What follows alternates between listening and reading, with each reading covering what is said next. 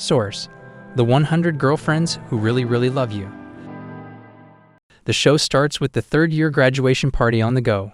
Everyone is enjoying their last moments in middle school. Some are crying and some are running around having fun. One person even gave away all of his buttons apparently. What were those buttons made out of, huh? And why would someone even give away buttons? Anyway, these are the fun times and possibly the last times these people meet each other, and as all of this is happening, there's our MC proposing to a beautiful girl right in the middle of the school. Ojou Rentaro is our MC, and he is kneeling in front of this girl, Asakawa, hoping that she will accept his proposal and go out with him. MC, kneeling down, asks her if she will go out with her. How desperate is this guy though? Asakawa has no words and doesn't know what to say. She starts to utter some words and tells him that she likes him as well and would love to go out with him. MC cannot believe his ears. Is it even possible that Ojou gets a girlfriend? And yes, you were right. His ears were deceiving him. Asakawa instead is insulting and says she wants to puke after thinking about going out with him. That was rough. Heartbroken, MC is going home after the party. He starts to cry against a wall when his friend A comes up to him asking about what happened. He, by the way, knows it's again him getting rejected. How many times has this guy been rejected? He is not feeling so proud calling him his friend. He wants him to be a man, take it like a champ, and move on to the next girl. Asking about the number of rejections, we got to know that this was MC's 100th rejection. Wow, this guy is surely determined. MC just wants to feel loved and feel like he has a girlfriend who would throw love bombs at him instead of snowballs. He wants to hold hands and do everything a couple does for fun. Friend A knows this happens every time and there is nothing he can do, but it makes him wonder why MC gets rejected. He has looks and is very friendly. He is also very famous among boys and girls and is also very athletic, yet still he cannot seem to get any closer to getting a girlfriend. MC wonders the same and has no idea why this keeps happening to him. Friend A takes off saying he wants him to keep this streak continuing in high school as well. What kind of a friend this guy is? After having a cheerful talk with his friend, MC heads over to the shrine and asks for the signs. He wants to know if there is a love life written in his lifetime. He wants to know if there is a girl waiting for him and if he is ever going to be a couple. Suddenly, he hears a voice coming from the shrine. A head appears out of the donation box and it blows his socks off. MC thinks it's a thief coming to steal the donations, but it is an angel of love, that's all. Ha, so nonchalant. Just an angel coming out of a box to answer your very question. Convenient. He wants to tell MC about his future. He wants MC to know that his pick of chick is waiting for him in high school. At first, MC doesn't realize he is talking about a girl, but the angel explains it to him. His soulmate is waiting for him, and he will know who it is surely when the time comes. The angel is explaining everything and MC is repeating everything in a dramatic feel which pisses off the angel. He wants to say everything in time because some of his lines were cut from the manga apparently. Anyways, the angel continues to explain that women always know they have a soulmate, whereas men get to realize it gradually. And not all people get to have soulmates, which is why some people die single. MC is not going to one of them, he is going to make sure of that. Angel blows his head telling him that he is going to get 100 soulmates in total in high school, and he can choose the one he wants the most. Turn of events apparently. It's time for his next chapter and the high school is on. MC has enrolled in a popular high school and is heading toward it. The entrance ceremony is about to commence, so he runs to the ceremony. After attending the ceremony, it's time for him to find his classes. With a paper with class numbers written on it, MC is trying to find his class when he comes to an intersection in the main corridor. He is walking and two other girls are also coming from different directions focused in their own worlds. As they all come to the intersection, everyone slams into one another. Upon falling down, MC opens his eyes to see two beautiful girls he had collided with. Those two also look to see who it was, and suddenly, all three of them feel a shock run through their bodies like this was a thing meant to happen. MC quickly realizes that these two are one of those 100 soulmates, and he just knows it. All of them are just staring at each other and not saying a single word. MC gets up and asks if they are okay, and one of the girls starts behaving weirdly. She starts to behave like her ankle is hurt a lot and she cannot walk. She wants MC to take her to the nurse's office. The other realizes that she is just playing to go with him alone, so she starts to act as well. She also chooses the ankle thing, and MC is devastated knowing he just injured two of his soulmates. He starts to go haywire and starts punching himself, telling how bad a person has to walk to injure two beautiful girls like these. Both of the girls see him and ask if he is okay. They are standing up and MC sees that their ankles are just fine. But they again start acting like they are injured and want him to take them to the nurse's office. They are heading toward the nurse's office, clinging on to MC like butterflies to a flower. MC cannot believe all of this is happening. This is all like a dream to him. Anyways, one of the girls' names is Inda and the other one is Hanazono. Hanazono starts to cling on to MC much more, and Inda sees her. It pisses her off, so she starts to do it too. Both of them are in competition with each other, and all of this feels like a divine blessing for NC. They are just at the nurse's office when two girls walk by them talking about the outer lawn of the school. One of the girls is explaining how it is a clover garden, and it is said that if someone finds a 4-leaf clover and proposes to someone with it, there is a 100% chance of them accepting your proposal. They see this as an opportunity and run off to find that 4-leaf clover. MC is left wondering where they disappeared. Anyways, he spends his day at school and the day ends. It's now 4 hours after the finish time of the school and MC is just about to leave. He was helping a teacher find his spectacles that he had lost, so that is what caused him to stay this long. He is leaving the school wondering where those girls ran off to when he sees both of them still at the garden ground finding the 4-leaf clover. He notices how hard both of them are working to just find a clover. He is touched and decides to go to them.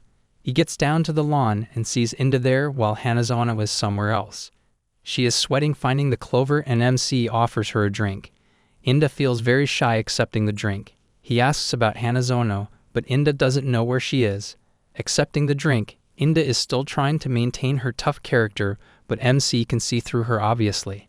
She is not good at hiding her feelings. MC wants her to go home as it is getting late, but Inda again mocks him saying she knows what to do, but thanks her as she is leaving. After Inda leaves, Hanazono comes back. MC offers her a can of drink as well. She is also feeling shy about accepting the drink, but suddenly gets a scheme to her mind. She wants MC to drink first so she can have an indirect kiss with him.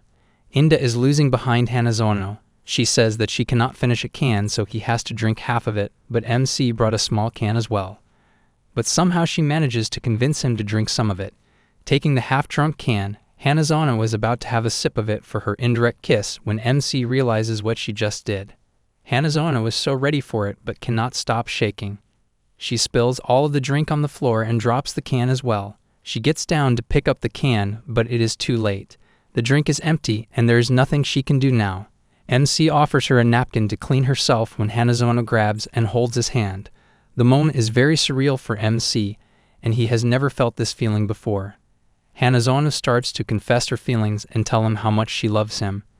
She knows it is too sudden, and it is only a day since they'd met, but she knows if she doesn't tell him now, she will regret it all of her life.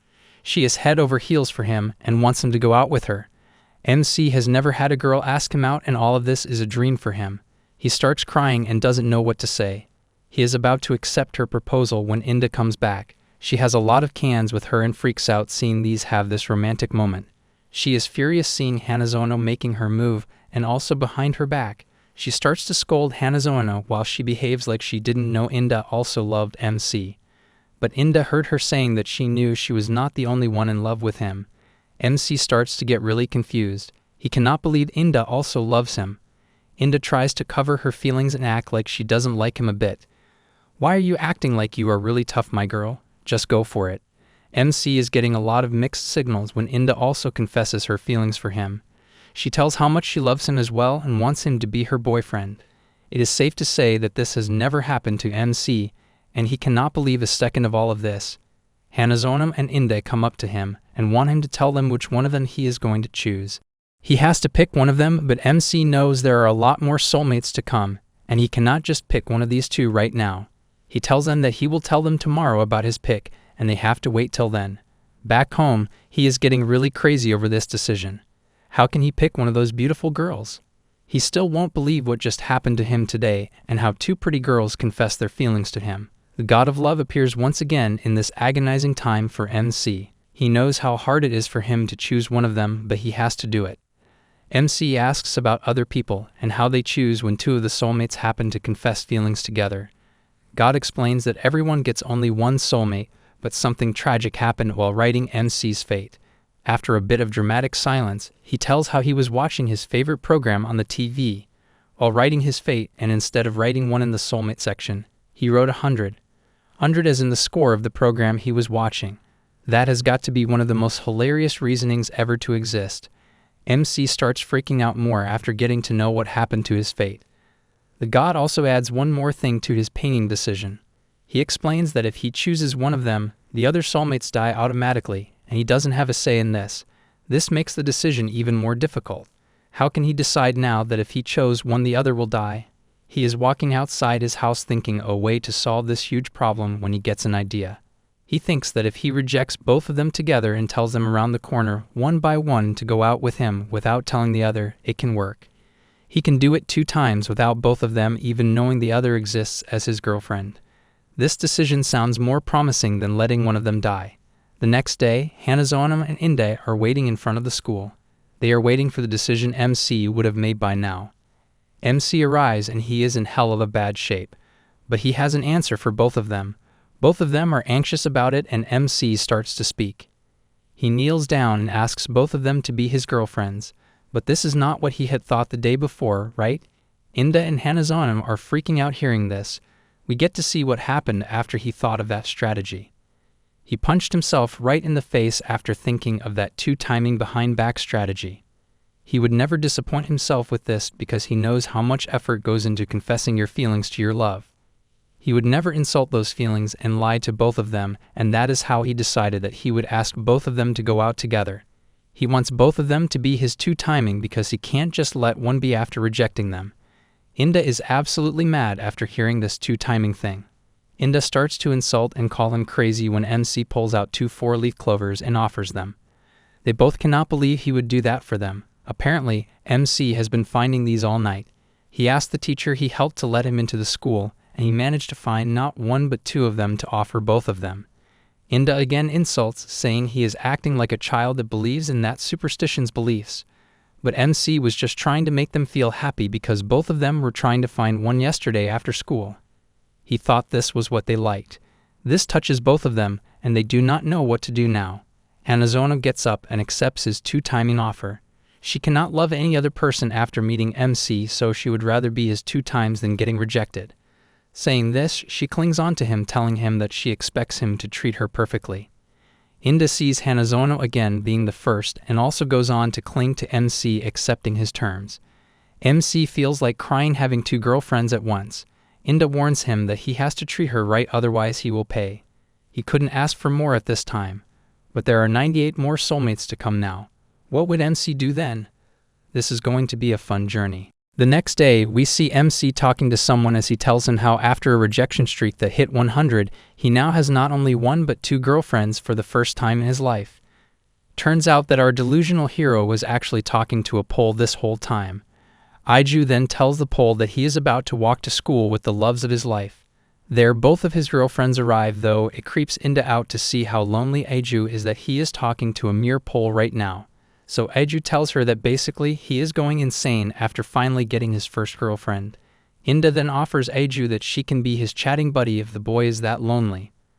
Well, since Hikari is here to compete, the girl immediately gets closer to her guy and holds his hand while talking about the weather. At this point, Ojou can't believe he is holding a girl's warm and soft hand, whereas Hikari reveals that she once read in a book that 90% of men enjoy locking hands with their partner. And deep inside, Hikari also starts to drive crazy as she feels the touch of a man. Since Ojou is all about equality, he makes the move and holds Inde's hand, and so they start walking. Hence, the 3 of them start to feel the joy of touch as they are walking. Furthermore, Hikari then tells Ojou that she would appreciate the fact if he calls her by her first name, and after stuttering, they both call each other by their first name and start to blush. So to join the chat, Inde aggressively calls Ojou and orders him to call her by her first name, which is Karain. Later, as they enter the school, they see a guy running for his life while the vice principal chases him. There, the girlfriend explains that the vice principal is infamously strict about school rules. Even if she catches someone running in the halls, that lady will chase that person to death. She low-key looks like that vampire woman from Resident Evil. Well, no shit, because she literally jumps onto that poor guy and French kisses the hell out of him. Apparently, that is how she punishes the students. She is a former sprinter, and therefore no one has ever escaped her kiss attack. She is also known as Sonic the Sketch Hag, as they are talking about kisses. So Hikari asks ojou if he ever had any experience with kissing.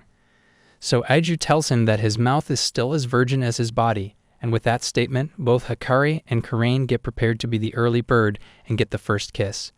At this point, we can literally see the rivalry aura revolving around them. During the lunch break, the trio goes to the rooftop, which seems empty. While Karain gets distracted by the cat, Hikari takes out lunch and starts to feed ojou the lunch she prepared for him. The boy starts to drop tears after he tastes Hikari's lunch. Karain then snaps back and gives ojou cookies that she baked specially for him. However, she starts to panic and pinches that cookie into ojou's eyes. Hence, after tasting it, the boy starts to cry with one eye and tells her that he feels blessed. But the competition doesn't end there because Hikari brought some baki for him. Though, unfortunately, the ends are all snapped off, therefore they can't hold it in their hands. Basically, Hikari planned this because right now the girl is sharing the baki with ojou mouth to mouth so her hands wouldn't get dirty. As Hikari starts to get closer to ojou, Karain once again panics and ends up destroying ojou's other eye as she blindly moves forward with baki in her mouth. Due to hair being crossed through ojou's nose, the guy sneezes so hard that Hikari's baki breaks, and so does her plan. Karain then makes her move and tells ojou that his eyes have turned red due to the cold, therefore she wants to suck the cold mouth to mouth. But Hikari pushes her away, and the girls get so lost in the conflict that Karain actually starts to choke ojou so he would pass out and she would do CPR on him. However, that turns ojou on to see how the girls are fighting to kiss him. So ojou tells them that they could have asked him directly. Besides, the boy himself wishes to taste a woman. Since this fight is over who is going to kiss ojou first, the guy tells him to calm down because he has a solution for that. Moreover, he reveals that he spent the whole night thinking about this and went through every possible scenario. Apparently, ojou plans to blindfold the girls and kiss them one by one. This way, they both wouldn't know who was the first kiss, and so their conflict will be resolved. But that's not it. He even gives them a dice and explains to them the most useless game ever. Basically, both Hikari and Karain Ayane will have one spot each. However, the girls can switch places as they please, or they can roll the dice, and the one with the highest number will decide where she wishes to stand, and to avoid noticing their movements, ojou will listen to music while facing the opposite direction. Next, after deciding their position, they will send a text message to ojou and will tell him that they are ready. From there, the boy will roll the dice, and if he gets an odd number, then he will kiss the girl on the right, or else the girl on the left will be kissed. Though even ojou will blindfold himself so even he wouldn't know who got the first kiss. Each round, ojou will kiss both the girls. It's just a matter of sequence. Well, Hikari loves that idea, but Karain feels like this game has a lot of options for cheating. So ojou then tells everyone to make a pinky promise to play it fair and square, whereas the punishment for cheating would be pinching a needle to the eye. And so it's time for the game. Ojou gets an even number, therefore he starts to walk towards the girl on the left. But due to being blindfolded, ojou loses the direction and when to stop, so the boy uses his hand to avoid any bumping. Though somehow that hand ends up grabbing Hikari's big melon, and judging by the size, ojou realizes that those puffs belong to Hikari. Since the rhythm of the game has been disturbed, ojou takes off the blindfold of both girls and tells them that they have to start over. So on to the second round, as ojou is approaching towards the girls. The cat starts to glare at Karain's panties and gets attracted by the two rope-tight thingy hanging from it. Therefore, the cat immediately rushes to her and starts to play with Karain's cat. It then starts to turn her on, and the tsundere lady literally kicks ojou as he gets closer and calls him a pervert. Well, the kick wasn't enough for her, so she then starts to punch ojou continuously in the face, and after beating the crap out of him, Karain realizes that it was actually the cat's doing. Hence, ojou removes Hikari's blindfold and tells her that they have to go again. It freaks her out as she looks at ojou's swollen face, and after trying countless times, they always somehow end up messing it up. And so, due to exhaustion, we see the trio lying dead and revealing that this was never as easy as they show in movies and TV. It pisses Karain off because she was telling them from the start that this stupid plan will never work out. However, no one listened to her at that time. So Hikari instantly taunts Karain that ojou's plan was way too perfect, but the problem is with the people who were involved in the game. Another conflict then begins between these two as they start blaming each other for messing the game up. There, Karain mocks Hikari for always turning red whenever the game used to get interrupted, It makes her suspicious of what they both were doing. Whereas Hikari points out the fact that Ojou keeps getting more and more injured when he ends up with her, so she tells her to stop hurting her guy. Ojou then stops the girls before they would end up killing each other and tells them that he is the one to be blamed. Furthermore, Ojou runs away while calling himself a useless and inexperienced boyfriend, though both Hikari and Karain run behind him to find where he is going. And the moment everyone was scared of actually happens. The boy literally starts running in the hall and summons the vice principal for giving him the experience. And out of nowhere, the vice principal crawls her way to Ojou and jumps on the boy as he falls. Although Karain arrives right on time and she starts to actually choke the vice principal while Hikari shouts for help from the police. That unleashes the vice principal's lizard mode as she tells him that she doesn't wish to quit this job. Besides, this place is her source of income that she uses on smooching hot guys at the club. Therefore, she crawls away and leaves Ojou alone.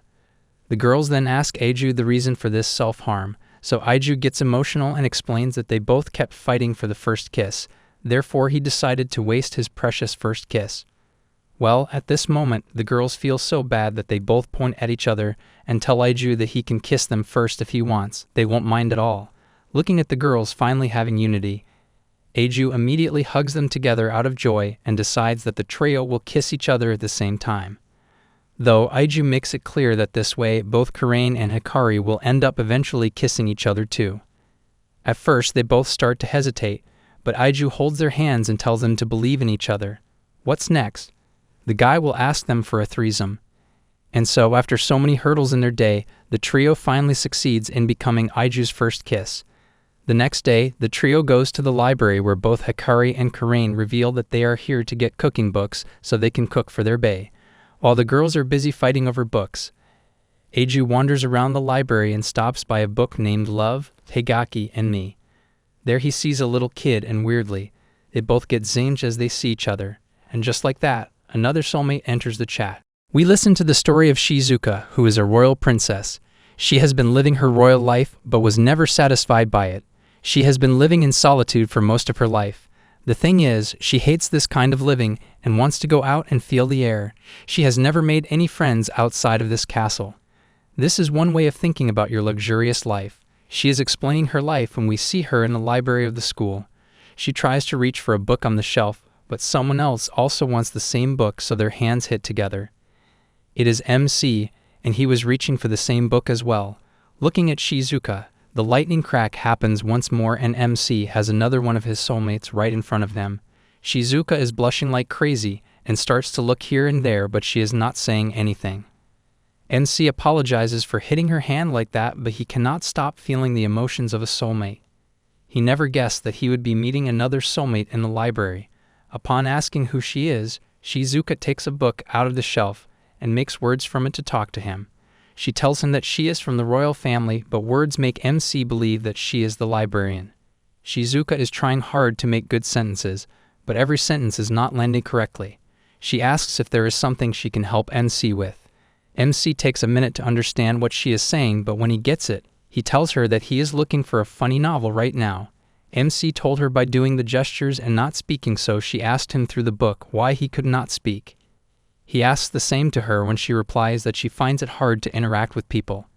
She feels embarrassed as is going to get someone who can talk to him when he stops her. He wants her help with something. He tells her that he is looking for a book. MC likes the genre of romance normally and would love a story where two people fight nature to get together and live happily ever after. Shizuka knows just the books and starts collecting different books for MC to read. She is taking books from here and there. MC looks at her and wonders how this tiny girl is working so hard to help him in this matter. But she has collected a lot of books for him to read. That is too much hard work, by the way. She apologizes for overdoing it and asks him to take whatever he likes, but MC lets her know that he will read all of them as she picks them just for him. He wants to borrow all of them to read. He takes the books to the counter, but his library card is expired and is going to take a week before his new card is issued. Seeing MC in this state, Shizuka decides to give him her book. She loves this book, but seeing MC like this melted her heart. MC cannot believe she is offering him her favorite book. He doesn't know her name, so he asks her about it. Shizuka shows her ID and he gets to know that she is in the same class as him. He apologizes for never noticing her. MC leaves taking the book, and Shizuka is left smiling to meet her soulmate. On the other hand, Hanazono and Inda are currently looking at cookbooks to see if there is something good that will make MC happy. Hanazono found something but wouldn't let Inda see what it was. MC shows up and is surprised to see cookbooks in their hands. Hanazono explains that she is looking at things that she can make for him, but Inda keeps her character saying she is just improving her cooking skills. Even being a girlfriend didn't break her attitude. MC starts crying seeing his girlfriends work so hard to make him happy. At night, MC gets to read the book, and it is a story about a soldier named Kamakuru and a Princess Lo. Princess Lo appoints Kamakuru as her protector and a knight. He promises to protect her at all costs. There was an attack by a dragon and the princess was about to die when Kamakuru came to rescue her. He saves her from the dragon's attack and fights the dragon with all his might. Defeating the dragon, Kamakuru is a little injured and Princess Lo uses her magical powers to heal his wounds. They are alone in the forest and seeing Lo heal his wounds, MC looks at her and they both lock eyes with each other. They start their love journey right from here and give their hearts to each other. But difficult circumstances occur and Princess Lo is forced to marry somewhere else. She is crying on her wedding day when she is brought into the carriage. Kamakuru runs toward her but is stopped on the way. He asks if they can defy these moments to carry on their love, but there is nothing she can do. MC starts crying reading this story and is rooting for Kamakuru when the book ends. The story continues in Volume 2, but he doesn't have that right now. The next day, Shizuka is sitting in the class and opens her bag with Volume 2 inside. MC shows up wanting to thank her for the book when he notices the second volume in her bag. Shizuka, without saying a word, takes the book and gives it to MC. Because he loved the first one, but MC cannot take the second one without paying for the first one, so he asks Shizuka to come with him outside. Meanwhile, Inda and Hanazono are fighting with each other over some nuggets. They want to make something for him that bad. Outside, MC buys soda for Shizuka and thanks her for the book this way. They are on a bench, but Shizuka isn't drinking her soda. He tells her that he reads a lot of romantic novels, but the one she gave him was something else. He was panicking over the part where Kamakuru and Princess Lo had a misunderstanding.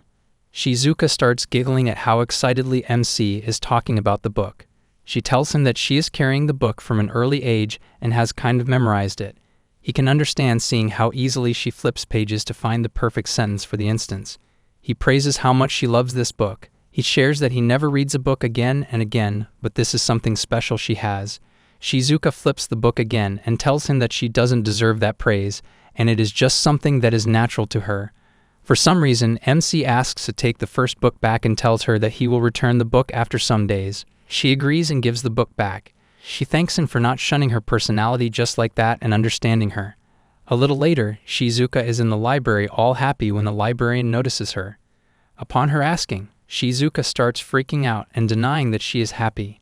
Every day, Shizuka has been going to school with the second volume thinking MC will ask for it, but it has been 3 days, and MC hasn't come to ask for it. She is very sad now and is just walking outside the school when she sees MC with Hanazono and Inda. MC is pretty sleepy and explains that he has been staying up late for some nights. This gets both of his girlfriends thinking that there is something fishy going on here. But Hanazono takes the chance and kisses him on the cheek, saying that she wanted to transfer some of her energy to him. It makes MC very happy and he hugs her tightly. Seeing this freaks the hell out of Inda, and she also wants to do the same now. She reaches ahead to kiss him too, but hits her head on MC's chin accidentally, who closes eyes without seeing where they are going. Shizuka is seeing them have this moment with MC and is just standing there with Volume 2 in her hands. She gets upset thinking how naive she is. MC already has girlfriends. She starts thinking of the time when her friends and family always hated how she talked to them. They always scolded her for being this kind of freak. She is sure that no one is happy to talk to her and will never be, so there is no point in keeping hope. How hard it must be for her man. I really feel for her. Embarrassed at herself, Shizuka is about to go home when she takes her bag from the class.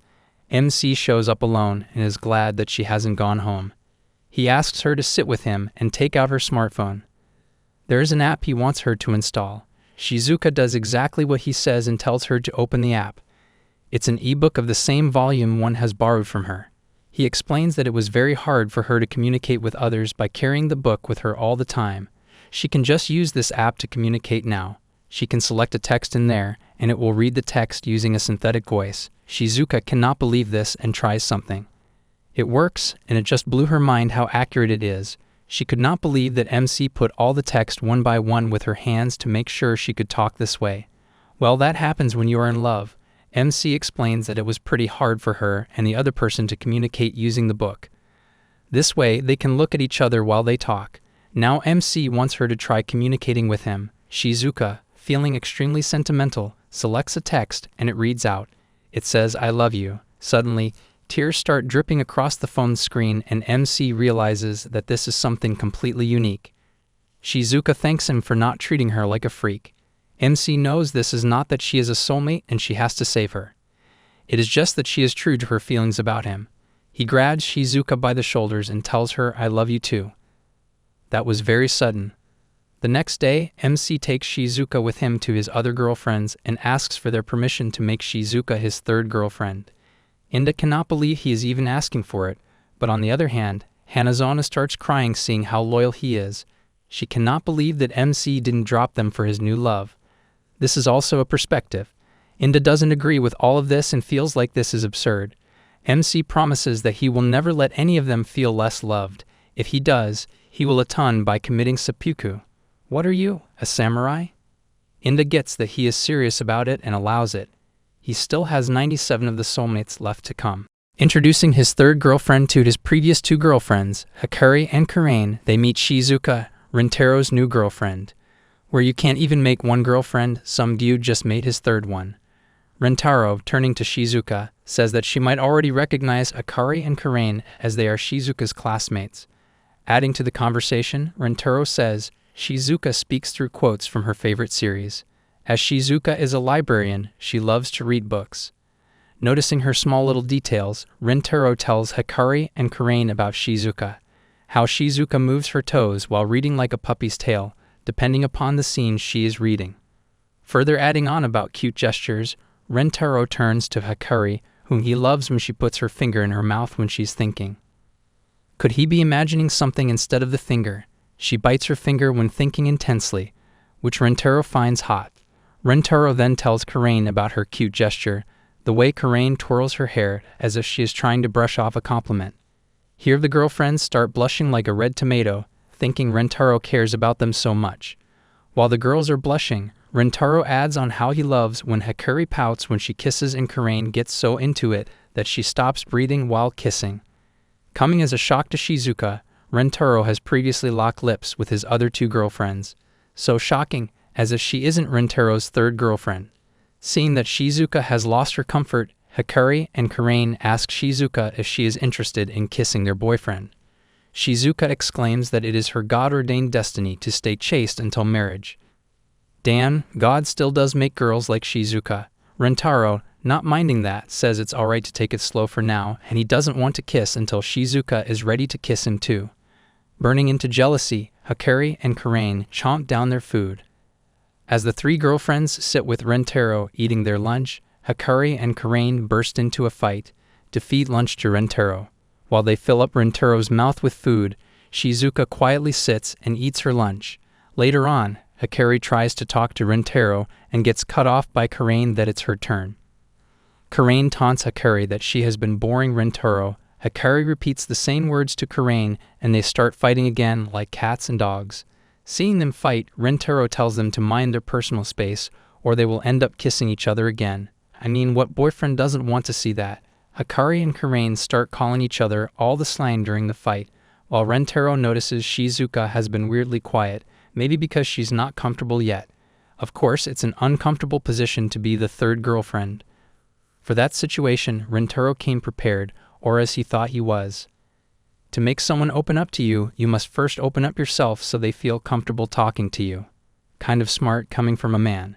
Putting his plan into action, Rintaro takes out a deck of cards from his pocket and asks to play Old Maid with his girlfriends, and they agree with him. But to spice things up, the penalty for losing the game would be that the winner tickles the loser. Rintaro believes that laughter would make anyone open up about their emotions, at least it does to him. While the girlfriends begin thinking of something else though, they want to be tickled by Rintaro for him to touch them. So now, the girlfriends want to purposely lose the game to Rentaro to feel his big bony hands on their bodies. In the first round, Karain loses to Rentaro as she wanted to. As Rentaro begins to tickle her, Karain falls into such an awkward position, making it look like something fishy, that even Rentaro blushes. The second round begins and Hikari loses to Rentaro. Happily, she almost flashes her melons to Rentaro for him to tickle it, making him embarrassed. But as Rentaro begins tickling, she starts feeling hot and runs off. I'm not sure if they are even allowed to air this. Hikari starts feeling like she needs to pee and excuses herself in the corner. The winner of the third round, as expected, is also Rentaro. Now he has to tickle Shizuka, and she lets out a hearty laugh, making Hikari and Karain burn out of jealousy, wondering what attracts Rentaro to Shizuka. In the fourth round, they lost by Rentaro against Shizuka, even though Hikari and Karain tried so hard to win. Well, now they don't get to touch him, but a newcomer does.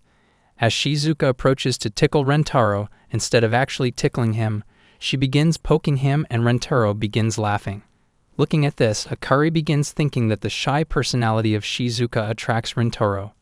Hikari thinks puppy dog eyes, cute gestures, and a highly pitched voice would attract Rentaro to herself. But it would make Hikari a poser, things that come naturally to Shizuka. Just by looking at her, one can feel the need to protect this fluff ball at all costs. In other words, Shizuka could make anyone feel like a father figure. On the other hand, it's visible that Karain is super angry at Shizuka as she got the chance to touch him, but is letting it go by just poking Rentaro. Both of them think that if they had that chance, they wouldn't be foolish enough to let it slide just like this. After being tickled by Shizuka, Rentaro excuses himself to the restroom to take a piss after laughing so hard. As Rentaro excuses himself, Karain turns to Shizuka in anger. Karain asks Shizuka why she is playing so dumb and would let slide a perfect chance to touch her boyfriend. To which Hikari's girl power comes into action and she takes a stand for Shizuka. Hikari tells Karain that she yells at everything, even if a hat falls, Karain yells at it. Then Shizuka, trying to explain herself, says that they both used to be Rentaro's first lovers, so Shizuka doesn't want to be on their way to Rentaro since she's a newcomer. Yelling at Shizuka, Karain adds that Shizuka is now a girlfriend of Rentaro and she doesn't need to hide her desires for Rentaro. To which Hiraki taunts Karain that this statement feels off to come from a person who would rather pick a fight than talk about her feelings. Those are some burns from Hiraki to Karain. To calm down Karain, Shizuka apologizes. However, it looks like Karain just wants to pick a fight with Shizuka. Seeing no way out, Shizuka finally says that she will now speak what her heart wants. Shizuka begins by telling Hiraki is feminine and knows how to carry herself with grace, and Karain is beautiful with eccentric features, bold and confident with her attitude. In comparison to both of them, Shizuka cannot even stand beside them. Her appearance is childlike, concerned about Rentaro's choice, and her personality is gloomy and reserved. Being moved by Shizuka, Karain apologized for her behavior, and she just wants Shizuka to speak her heart out to Rentaro and not hold back because of them. On the other hand, Rentaro sees the scene from the window, inside the rooftop. When Shizuka was tickling Rentaro, he noticed that Karain was burning with anger and Hikari felt insecure. It turns out that the game Rentaro started with Old Maid didn't help him get his 3 girlfriends to become friends and talk about their emotions. So, Rentaro excuses himself to go to the restroom so the girlfriends can bond with him. As he steps out, Rentaro sees that even though Karain wanted to be angry at Shizuka, her message to her was helpful in opening up about her feelings.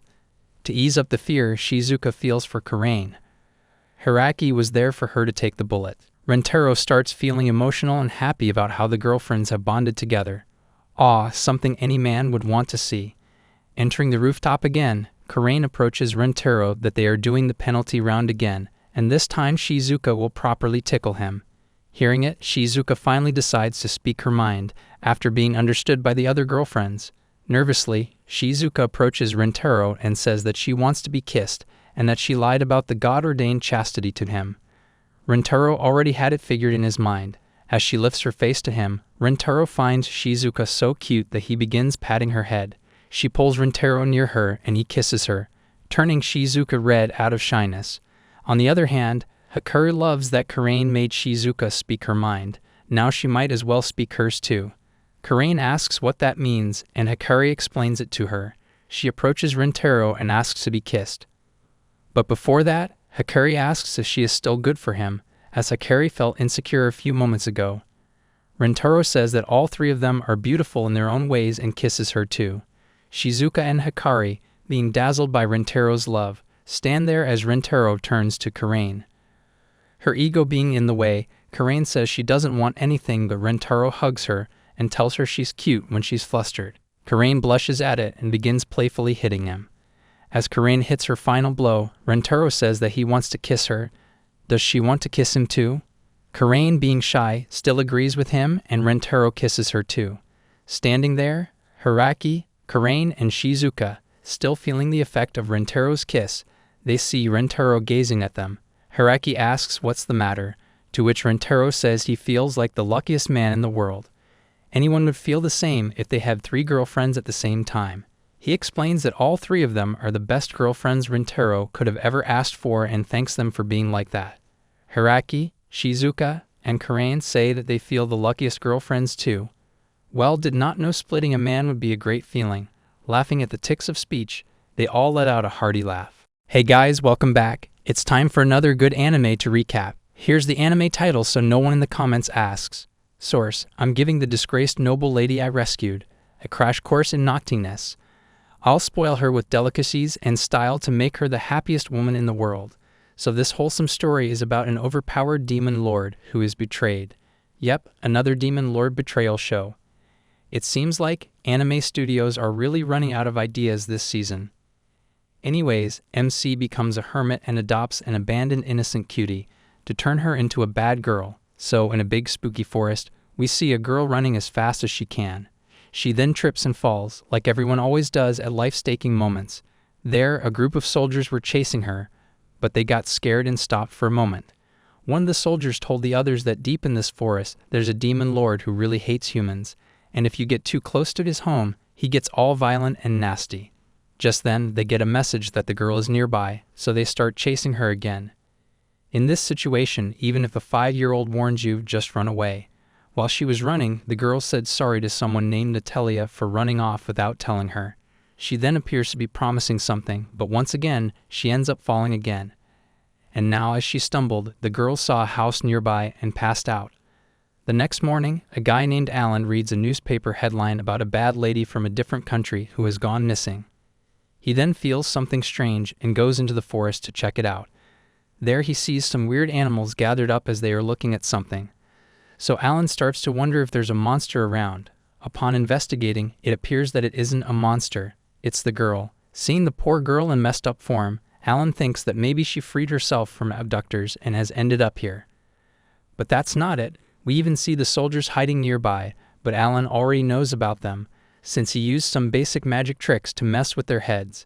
Apparently, Alan saw their badges and knew they were from the Nero's kingdom, and they worked for the royal family. The guy then asked them what they were doing there, but they just kept repeating that he had to give them the girl. They explained that the girl was actually a big criminal who brought shame to their nation. But unfortunately, these silly soldiers had no idea that they were literally talking to the demon lord. Moreover, these soldiers promised the demon lord to not hurt him if he hands over the girl easily. But the boy doesn't look scared at all. Instead, he says no way and refuses to help the dumb soldiers, so they pointed out the fact that he couldn't use his hands and attacked him. But guess what? Alan could still use his magic. He gave those soldiers a big shock with his magic skills, and they were super surprised. What is this? Japan Got Talent or some sort of show. Then he gets ready for his next move. At this point, the soldiers got really scared because they figured out the obvious, the fact that this boy is the demon lord who lives in the forest. But it was too late for them. The demon lord unleashes a super powerful attack that defeats all the soldiers. Then he does something crazy. He uses mind control to make the soldiers tell him what about the whole story and what happened.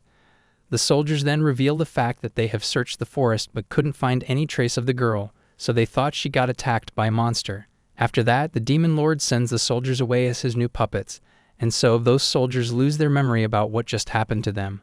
Later on, we see Alan keeping an eye on the girl and still not believing that she's a major criminal wanted by the whole country. Later, the girl then finally wakes up and introduces herself, as her name turns out to be Charlotte. He then reads the newspaper about her being engaged to the prince of the Neru's kingdom and that she was a traitor. Charlotte shyly tries to tell it was all a big lie. However, she is really upset and keeps saying it isn't true, but Alan has a special power. Apparently, he can tell if someone is lying just by looking into their eyes. Upon checking Charlotte's eyes, the demon lord reveals that she wasn't lying at all, and here she starts crying because he was the first person to believe her. She explains her storyline about how she was at a party until her fiancé called her forward. She then started to overhear people saying bad stuff about her being the child of a mistress. Even though she ignored their comments, but then Prince Cecil literally starts accusing her of doing evil things without any actual proof. She even swore that she didn't do any of it. But nobody ever believed her because she was the daughter of a mistress. Everyone believed Prince Cecil's word, so the guy then actually accused her and said she was a traitor. He even called off their engagement, but that's not the case. The prince even ordered her to be taken to prison.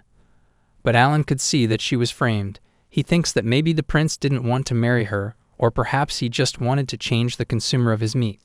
Meanwhile, Charlotte feels like she is bothering Alan, so she silently tries to leave. But Alan changes the subject and points out how messy the room is. He asks her if she knows how to clean, so Charlotte explains that she can just do the cleaning.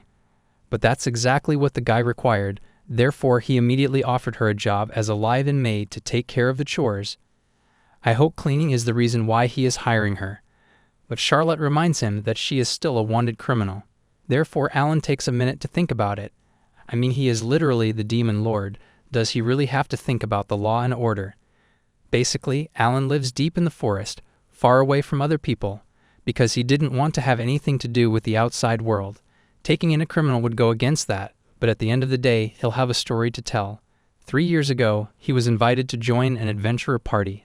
So at first he thought it would be fun and accepted. But those people legit used him to open the temple's seal to steal treasure, and then they even betrayed him.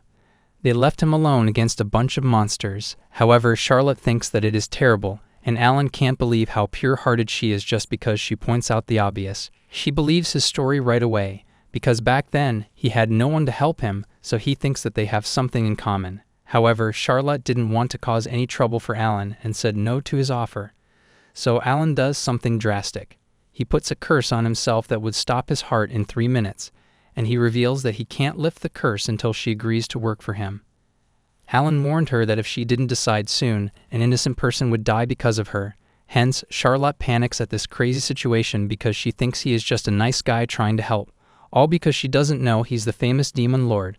He even claims that he is a good person, but he reminds her she has only 2 minutes and 31 seconds to decide.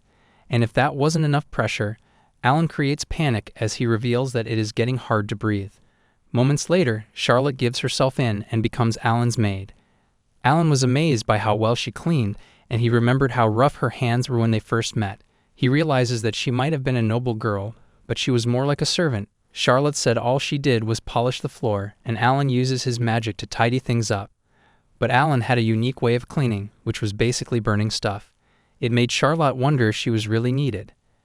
Alan pointed out how messy the room was before and confessed he had no idea how to keep a place clean. He said that when he is alone, he just uses the oldest trick in the book to pretend it isn't there. Charlotte was ready for her next chore, but Alan didn't have anything for her to do. He told her to do whatever she likes until dinner. She couldn't believe he wasn't worried about her stealing things. Alan explained he'd gone shopping for her earlier, and there wasn't much cash left for her to take. We call it waifu investment. Alan left Charlotte to do her own thing because he needed to work, and he told her not to bother him. Alan thought about how he couldn't ignore someone in trouble, but he also hates being social.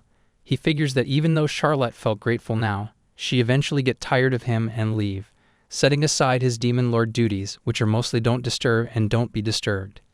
Alan enjoyed one of his few hobbies. He likes finding mistakes in magical theory research papers and making corrections. After working for several hours on his research papers, Alan was shocked to find Charlotte standing behind him. She reminded him that he told her to do whatever she likes, and she had strangely chosen to count the grains on the wood floor. Alan discovered that Charlotte didn't have any hobbies. When she wasn't doing bridal training, she spent her time cleaning and mending clothes. She didn't have any free time for fun things. Alan couldn't believe she said such a sad thing with a smile. She continues her sad story, telling him that she didn't like her bridal training because she got yelled at a lot. When Alan asked for a recent happy memory, she mentioned the time her little sister Natalie brought her some fruit, even though it was a bit bruised. It was a special treat because they didn't get to eat such things often. Charlotte's story made Alan wonder why his face looked so scary to her, but he explained it was just the face he was born with. Alan thought about his fun times at a magical academy, where he enjoyed making professors tear up with questions and blowing up classrooms with potion experiments. He thought Charlotte should be having a great time, but she had no hobbies or fun memories, so Alan excitedly decides to give her a crash course in mischievous things in the world. He sold his magical equipment to afford it. He explains that being mischievous meant doing things that were not really good or moral but still fun. He loves this kind of stuff, but notices that Charlotte is an honest and genuine person. Alan wonders if she had ever stood up to the Duke's family. He realizes that she spoke about them like they were her masters, not her family. Alan declared that he was going to start teaching Charlotte a lesson that would make her lose her old self. Charlotte, who was all about being pure and doing the right thing, got a bit scared. She was taught to stay away from bad stuff, but Alan assured her they wouldn't do anything illegal. Her fear turned to shock when Alan revealed that the first lesson was going to be about eating sweets. And that was just the beginning. He told her to eat and drink as much as she wanted, and that was their mischievous lesson for the day. Charlotte thought it wasn't a good idea because they needed to have a proper dinner, not just sweets, or it would be an unbalanced diet. Alan expected her to react this way and said this was exactly why he wanted to change her. He believes the Duke treated her like a servant despite calling it a family. Alan gives her some cake, but she refuses, thinking she can't have cake for dinner. Alan reminded her he was her boss and ordered her to eat all the cakes. Charlotte couldn't believe it, but Alan threatened to use the death curse on himself again if she didn't listen. Charlotte thought maybe Alan should pick what he wanted first, but he surprised her by saying he didn't like sweets. She couldn't believe he sold his stuff to buy all this, and it amazed her when he did because he thought it would make her happy. Alan thought she must hate sweets, but she actually loves them and took her first bite. The cake was absolutely delicious, and it made tears stream down Charlotte's face. Alan didn't quite get it and wondered if the cake had gone bad. But Charlotte explained that she was crying because no one had ever done something so nice for her before. She remembered her past and wasn't even sure if someone like her was allowed to be this happy. Alan told her to stop being silly because this was just the beginning.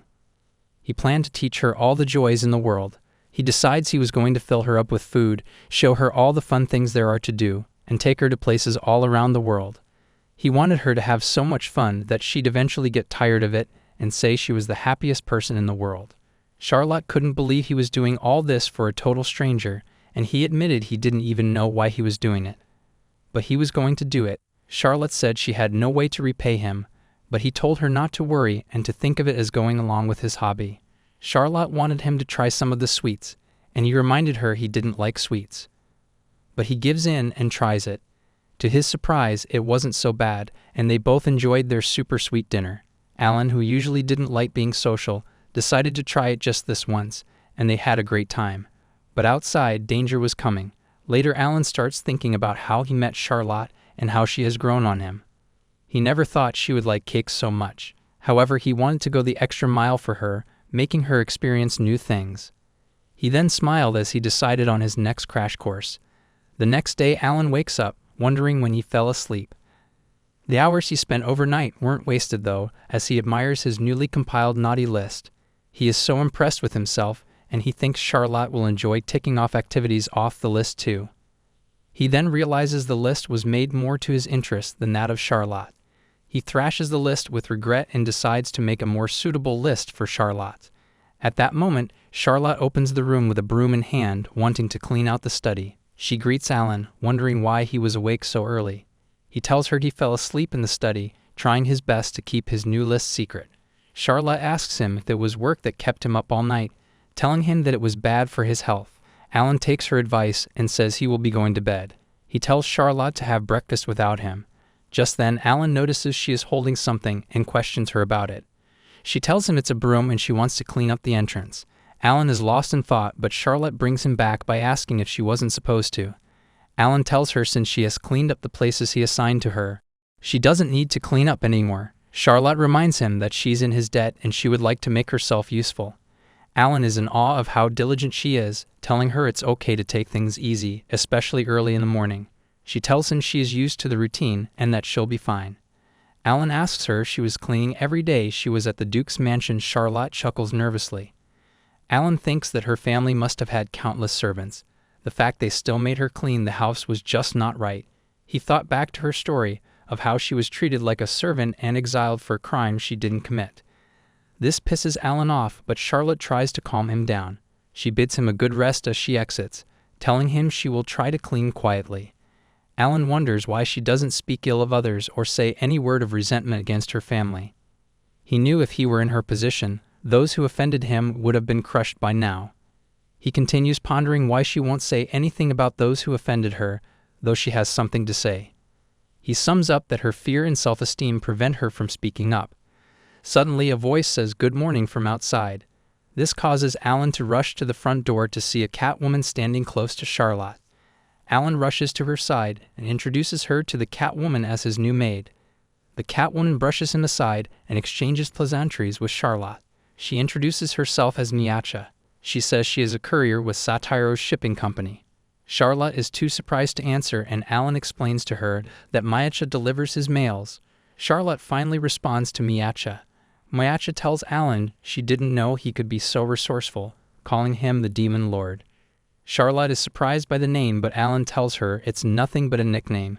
Miacha calls him Demon Lord once again, noting that Charlotte looks a bit familiar. She recounts seeing Charlotte in a recent issue of a newspaper. Charlotte's broom falls from her hands, and she becomes scared. Alan sees her reaction and tries to sabotage the situation. As he prepares an excuse, Miacha tells him there's nothing to worry about, saying her company values customers' needs above all else.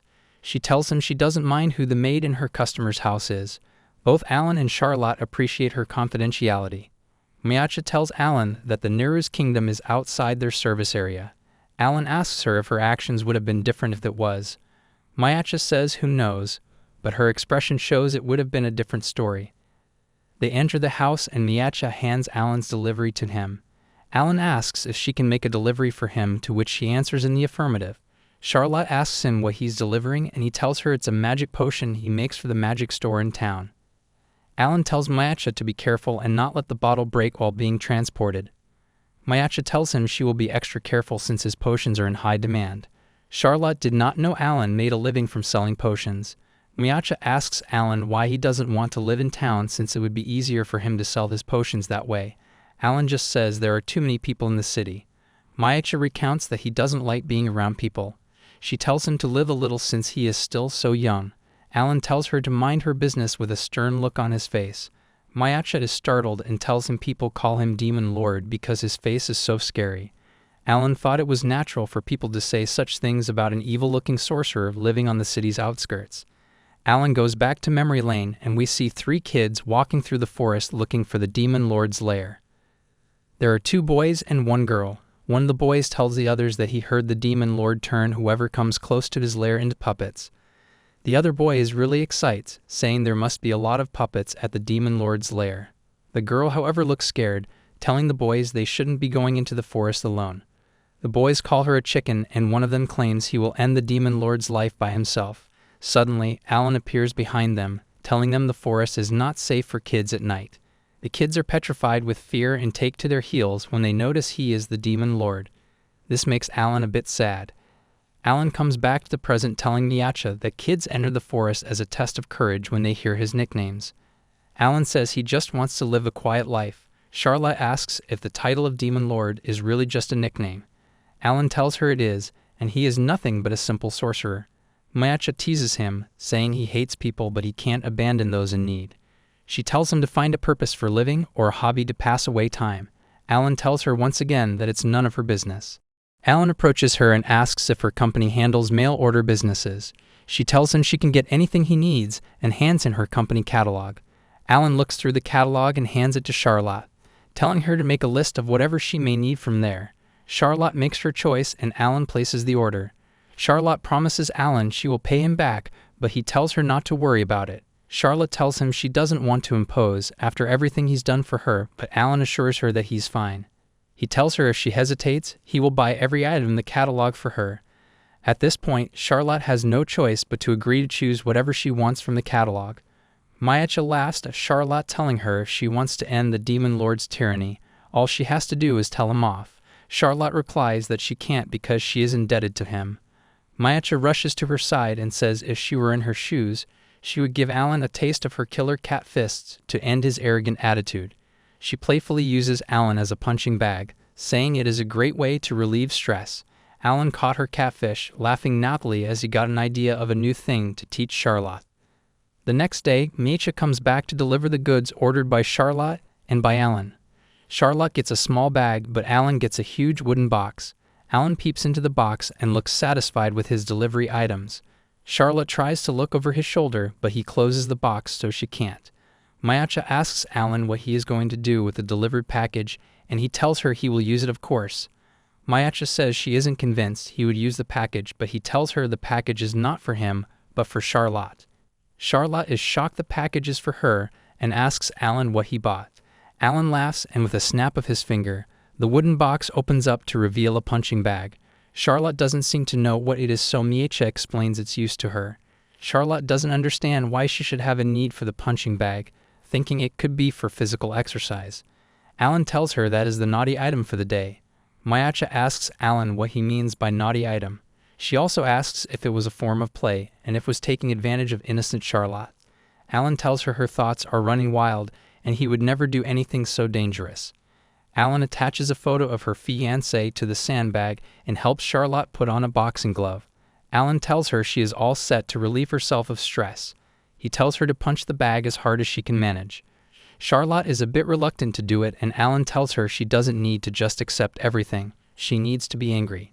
He tells her it's okay to be patient, but sometimes it's also okay to let go so she doesn't fall apart. He continues telling her the emotions she ignores won't go away, but will continue to build up until she is overwhelmed by them. Alan tells her in a villainous way that everyone hesitates the first time they are told to hit something. But eventually, they all get addicted to hitting things. Charlotte tells him that she is not angry at anyone. Alan tells her he looked through many newspapers to get the photo. He also tells her he learned how they treated her as a villain in the Nero's kingdom, which frustrated him.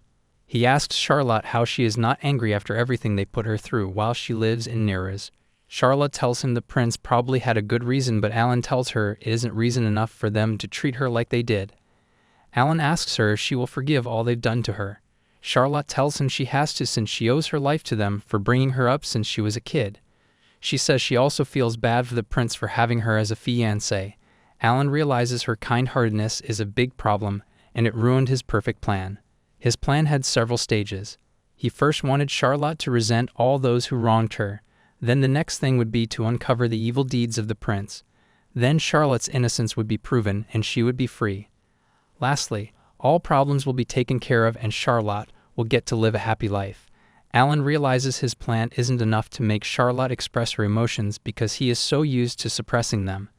Mayacha approaches him and advises him to leave matters as they are, and he agrees with her. Alan realizes Charlotte's wound is deep, but he can't wait for time to heal it. He approaches her and tells her to hit him instead of the sandbag. Charlotte is so shocked it looks as though she didn't hear him. Alan tells her once again to hit him as hard as she can, but she pulls away from him, saying he owes him too much to do such a thing. Alan tells her she doesn't have a choice, and he enchants the glove on her hand. The enchanted glove punches Alan against Charlotte's will and knocks him down. Charlotte is scared for him and tells him her glove moves on his own. Alan tells her it's a result of his magic, and that she landed a good punch. Charlotte tells him he's bleeding and tries to take the glove off, but Alan tells her he's okay. Alan looks at her in all seriousness and tells her that whatever she may do to hurt him, he will never abandon her. He tells her she is no longer in the household she was in before, and that she has the freedom to do whatever and say whatever she pleases. He tells her she is free from her old life. Charlotte asks him if she had her punch him just to tell her that Alan tells her she wouldn't listen to him otherwise. Charlotte tells him angrily he doesn't have to be so desperate. Alan is surprised she can be angry when she needs to be and tells her he can easily heal his wounds. He tells her nothing is permanent, hence she shouldn't be scared. She is not convinced, saying he felt pain regardless. She tells him not to do anything like that ever again because her heart can't take it. Alan promises he won't, taking the glove over her hands. Charlotte seems to get the message. She announces she will try her best not to be so afraid anymore. She says she eventually wants to be able to say what she is thinking. Alan assures her he'll be beside her every step of the way. Alan apologizes to Miacha for making her deliver the sandbag on such short notice when there probably will be no need for it for a while. Miacha doesn't mind, telling him as long as he keeps patronizing her when he needs special items in the future. Alan is not sure why she thinks he'll need these special items. While he and Charlotte look at each other wondering about the special items, a dangerous character finds Alan's house in the forest. With a sinister laugh, the character vows he won't escape again. Part 3. Alan asks Charlotte to choose between tea or coffee. Charlotte wants to have what he's having. Alan tells her he'll be having some nasty potion, so Charlotte quickly picks tea. Alan scolds her for not being honest, but she says it's nothing serious since it's just a beverage choice. Alan tells her she usually wasn't allowed to make a choice. She agrees, saying the time she ran away from home was the first time she ever chose for herself. Alan thinks it was an important choice she made for herself, assuring her to let him know if she wants to make similar choices. Charlotte thinks about what she would like to try after a sip of her tea. Suddenly, the window bursts open and a Catwoman sits on the ledge. Alan asks her how she found him. She tells him how she did, and Alan praises her for her initiative. Charlotte asks Alan who the woman is, and he immediately disappears from the window ledge and appears at Charlotte's side. She tells Charlotte she should be the one asking who she is. She, however, introduces herself as an apprentice sorcerer engineer called Erica Crawford. She tells Charlotte she is Alan's sister, but Alan corrects her, saying she's his stepsister. Alan tells Charlotte he lost his parents when he was younger and the Crawfords took him in. Charlotte apologizes for prying in his family business, but she tells him he doesn't mind. Erica tells Alan she doesn't mind and asks him who she is once again. She asks him if Charlotte is his girlfriend. They both answer no in unison. Alan stands and dramatically but firmly denies the girlfriend allegations made by Iruka. Iruka asks him if denying it doesn't make him sad, but Alan tells her he's indifferent. Iruka asks him once again who she is since she isn't his girlfriend. Alan introduces Charlotte to Iruka, but Charlotte wishes he didn't tell Iruka everything about her. Alan tells her there's no use hiding anything from Iruka because she will eventually find out any secrets they keep. Alan then recounts how he and Charlotte met. After Iruka understands who Charlotte is and why she's with Alan, she tells him she always thought he was a dummy, but she was wrong. She calls him a huge dummy, and he asks her why she thinks he's dumb. She tells him instead of making her hit him and teaching her naughty things, he should teach her about things that girls actually like. Iruka sympathizes with Charlotte and asks her if she can do anything to help her situation. Charlotte asks Iruka if she isn't suspicious of her. Iruka tells her she's good in her books. She tells Charlotte that if she was a bad guy, Alan would know immediately. Alan asks Iruka what her purpose was for coming to see him. She tells him she wants to bring him home, but her mission doesn't matter anymore. She tells Alan she will take care of Charlotte. Alan doesn't believe her, saying he can teach Charlotte naughty things better than anyone. He tells Iruka she isn't needed. Iruka tells him there are some things only women can teach other women. They argue for a while, pulling Charlotte recklessly as though they are in a tug-of-war match. Finally, they decide to compete for who will teach Iruka naughty things. Alan, Charlotte, and Iruka go to an alleyway in a populated town. Alan casts a shapeshift spell on Charlotte, which changes her hair color from blonde to black. Alan tells her he disguised her so no one recognizes her. Iruka offers to help Charlotte style her hair. Alan tells her though the disguise is perfect, she'll have to remove the disguise when they get home. Iruka asks him why, and he tells her that blonde hair suits Charlotte better. Alan tells her he likes it better, which brings heat to Charlotte's face. Iruka is surprised by what he just said. She asks him if he's trying to score some points already. He doesn't seem to get what she means, so she tells him not to worry about it. After styling her hair, Iruka takes Charlotte's hand and runs off, saying she doesn't want her brother to score points. Alan asks her what she's going to do. Iruka says since it's a naughty challenge, she'll teach Charlotte how to dress up since all girls love the game of dress up. Iruka takes Charlotte to a dress store and she tries on a particular dress. Iruka thinks it suits her very well. Meanwhile, Alan is feeling so out of place, but he can't leave in the middle of the competition. Being in a competition with Iruka once again is very nostalgic for Alan, and it brings back some memories of when the Crawfords took him in. Here we can see little Iruka bringing a chessboard to little Alan and initiating a competition. After a few moves, Alan checkmates her. Alan remembered how she always lost, but she never gave up. Alan thinks it is her own way of getting close to him. Iruka calls out to him and reveals Charlotte behind a curtain wearing a new dress. Charlotte feels a little embarrassed, but Iruka tells her she looks great. Iruka asks for Alan's opinion. Alan tells her Charlotte looks great, but the dress looks a little too short. Iruka tells him the skirt is alright, but Alan thinks it could be Charlotte's first time wearing a short skirt. He thinks her skin looks smoother due to her improved diet. Suddenly, Alan punches his chest and coughs out red water. Iruka and Charlotte are surprised, but Alan tells him he's okay. He tells him his heart was beating too fast, so he stopped it for a bit to calm it down. Charlotte tells him he shouldn't be stopping his heart so casually. Iruka tells him he pushes himself too hard sometimes. Iruka takes Charlotte back to the changing room to try on a new pair of clothes. She goes back to Alan, asking him what he wants her to do. He tells her he wants to know the current state of the nearest kingdom and what the nobles and people think of Charlotte. Iruka tells him she will ask her dad's friends for information about Nereus. She asks him if he wants her to look into the prince and his entire house, who falsely accuse Charlotte. Alan tells her that can wait in the meantime. Iruka asks Alan if he'll let them go scot-free. Alan tells her he's definitely interested in the kind of person that can frame Charlotte. He is also interested in how she was treated when he was staying at the Duke's palace. He tells Iruka when he finds out these things he won't just stay quiet.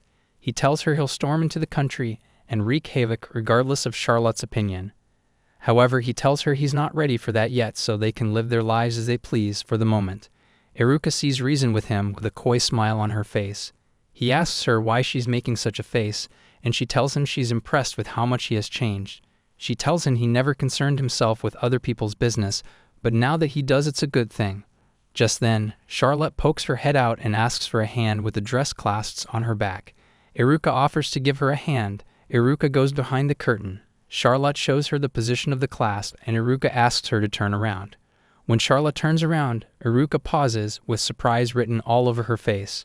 Charlotte asks her if she's alright. Iruka comes up with an excuse saying the clasp was indeed difficult to fasten.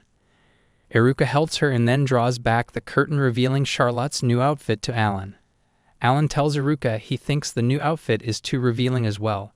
Iruka tells him not to be a prude, saying girls have to be competitive to win. Alan asks her what exactly they are fighting for, but she dismisses his question. Iruka tells Alan that Charlotte's outfit has a huge opening in the back and invites him to come take a look. Alan tells her he's not mentally prepared for that sight, but Iruka shows him anyway. He looks at Charlotte's exposed back and sees scars left by whips on her back. Iruka tells him to have a good look. Charlotte asks if everything is alright, and Alan tells her everything is fine. He tells her he wishes the dress was less revealing, but it looks good on her regardless. Alan looks at the scars, thinking they were left by whip lashes. He thinks these lashes were used to instill fear and pain into Charlotte.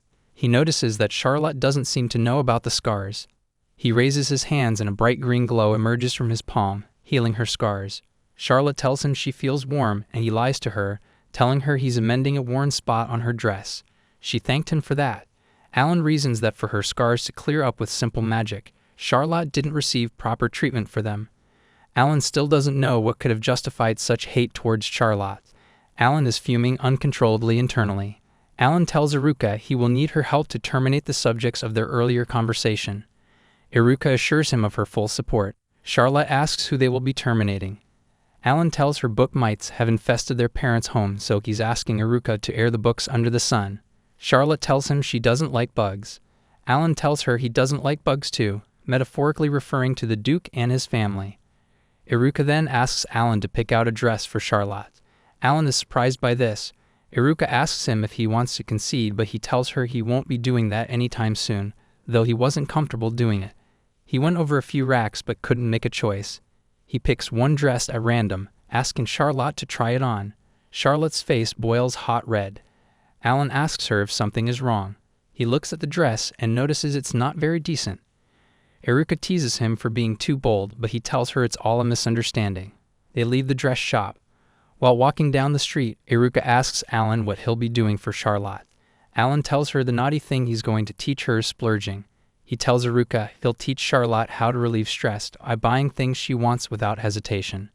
Charlotte tells him to go easy on her. They come to a toy stand and Alan asks Charlotte if anything piques her interest. Alan tells her not to be shy and picks out different toys for her, but she doesn't like any of them. Iruka tells him he has zero taste, which crushes his spirit totally. After shopping, the trio sits around a table. Iruka sighs from the stress of shopping around a lot. She notices Charlotte making a face and asks her if she would have liked to shop for more items. Charlotte tells her she wants the entire opposite. In her opinion, they shopped for too much. She thinks they bought too many things for her, wasting money unnecessarily in the process. Alan tells her it's all needed to teach her how to be a bad girl. He tells her everything they bought looked great on her. Charlotte looks away embarrassed. Alan leans in close to her and asks her what's wrong. Charlotte covers her face in embarrassment. Iruka tells Alan is clueless and has no taste whatsoever. She tells him everything he picked out was lame and most of the things they ended up buying were her picks. Alan tells her she doesn't understand his taste because she has the mind of a child. They get into a heated argument, but Charlotte comes in as a third party to calm them down. Iruka tells Charlotte arguments between her and Alan aren't so serious. Charlotte tells her fighting between siblings isn't good, and they both agree not to get into a brawl. Alan is determined not to lose to Iruka and tells Charlotte they have to continue shopping. Later in the day, as they are walking down the street, Iruka sees a man in a magical wheelchair.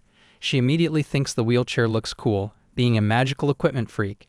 Iruka rushes off to take a closer look, and Alan tells Charlotte they can leave her there. Charlotte follows him hesitantly. Alan stops in front of a jewelry stand and picks out a piece of jewelry for Charlotte.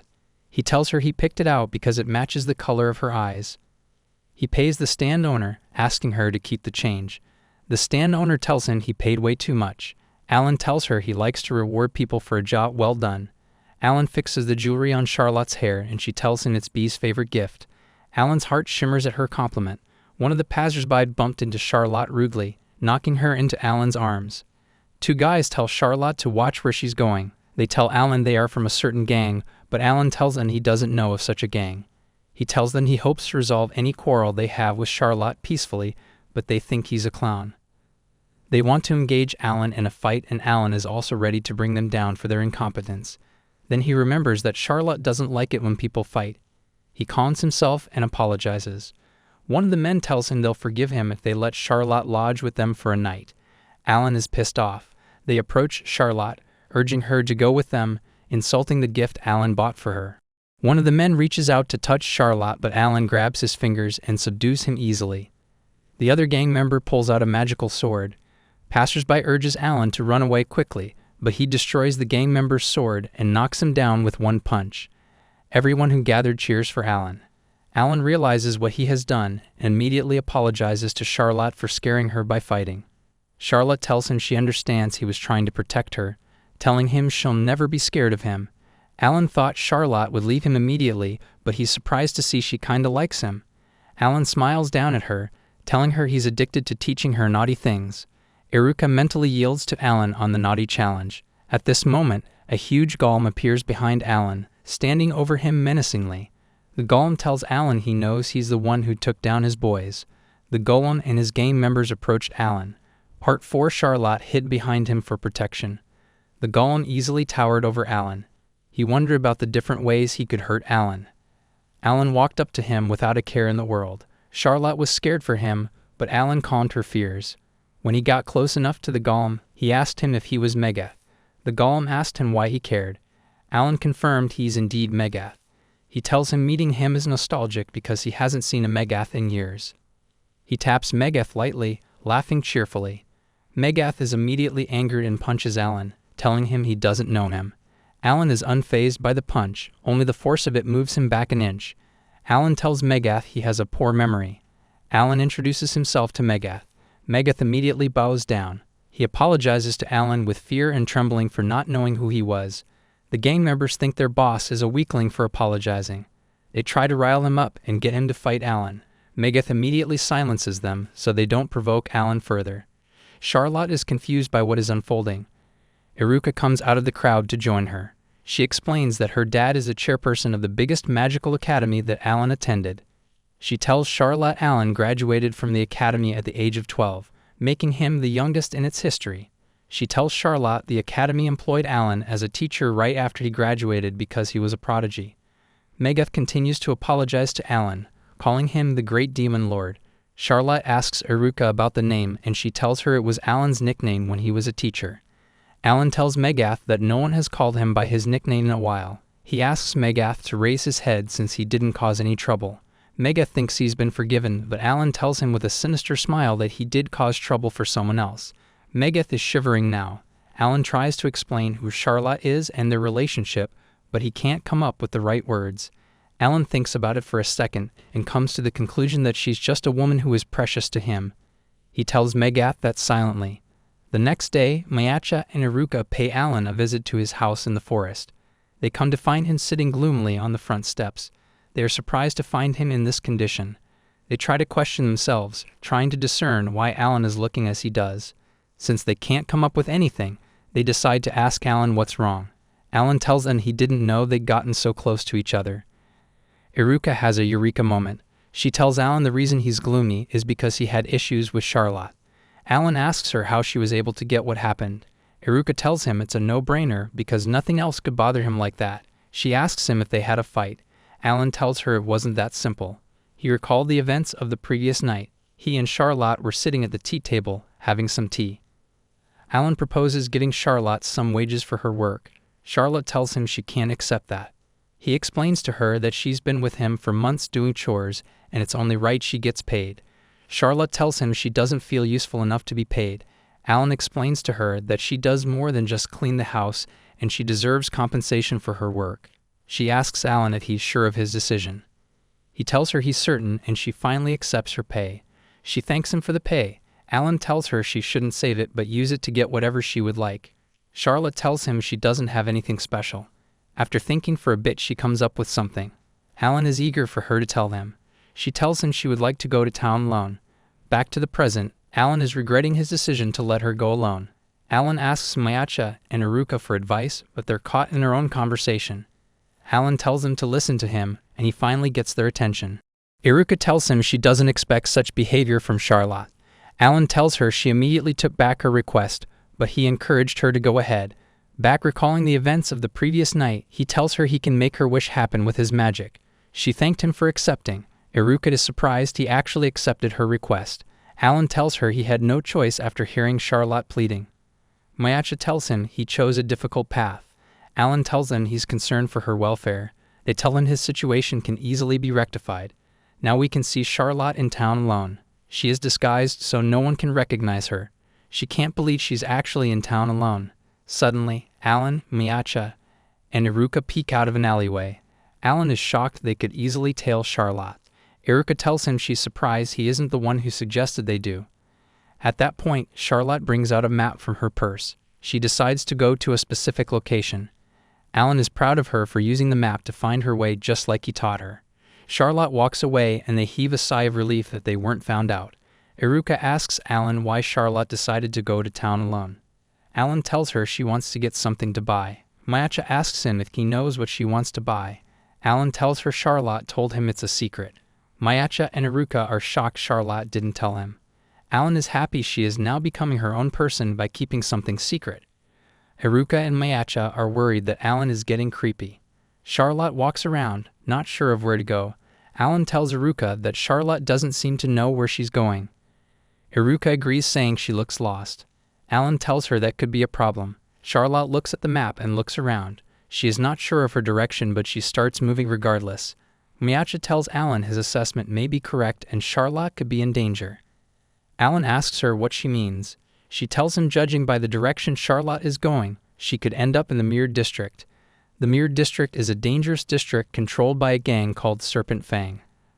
The leader of the gang is named Grow, the Viper Charmer. Alan is alarmed by this.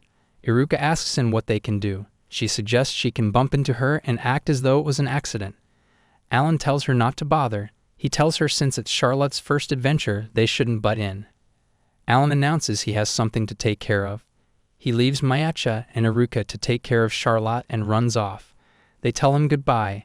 They keep an eye on Charlotte, wondering what she's looking for. They notice she was approaching an unsafe area. Mayacha wonders what map she's looking at. Charlotte arrived at crossroads. Mayacha was scared of her taking the path to the left. Charlotte looked at her map and took that exact path. Iruka wonders where Alan went. Charlotte looks around and can't discern where she is. Suddenly, several men approach her. Mayacha and Iruka are scared for Charlotte. Charlotte is now completely surrounded by the mere gang members. Mayucha and Iruka want to rush to Charlotte's aid, but they stop immediately when the gang welcomes her. They throw a pseudo-welcome party, and Gro introduces himself to Charlotte. All the gang members welcome her, and Charlotte is surprised by this. Mayucha and Iruka can't make out what's going on. Alan suddenly comes back at that point. Iruka asks him where he has been. He tells her he went ahead and taught the gang members a lesson. He tells her he told them to treat Charlotte properly. Mayucha notices the gang members are beaten up.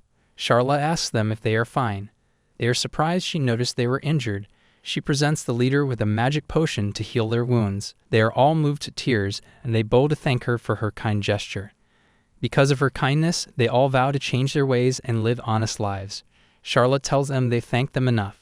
Alan praises Charlotte for earning the trust of the gang members. Ro asks her about her relationship with the Demon Lord. She asks him if they know Alan. They almost tell Charlotte what Alan did to them, but their leader stops them in time. Alan was ready to swing into action if they leaked the secret. Iruka tells him they were really threatened. He tells her he showed them his magic.